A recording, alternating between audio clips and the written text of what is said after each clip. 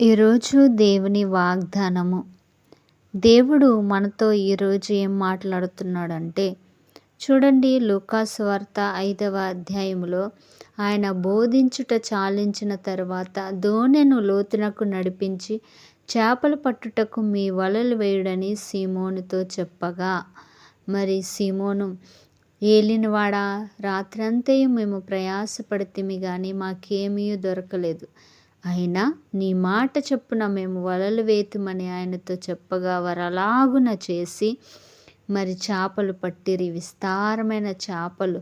దాని ద్వారా వారి వలలు పగిలిపోవచ్చున్నాయంట.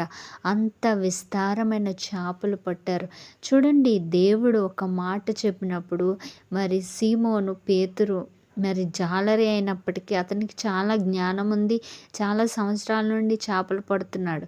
అయినా దేవుని మాటకు లోబడి మరి వలలు వేసినప్పుడు విస్తారమైన చేపలు పడ్డాయి. ఇంకొక మాట మనం చూసినప్పుడు, పడవను లోతునకు పోనివ్వుము అని చెప్పాడు. చూడండి, చాలామంది జీవితాల్లో నామకార్థమైన భక్తి ఉంటుంది.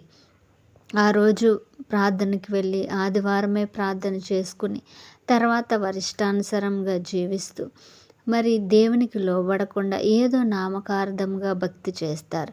అయితే దేవుడు మనతో చెప్తూ ఉన్నాడు, దేవునితో లోతునకు మనం వెళ్ళాలి. ఆయన హృదయాన్ని మనం గెలుచుకోవాలి.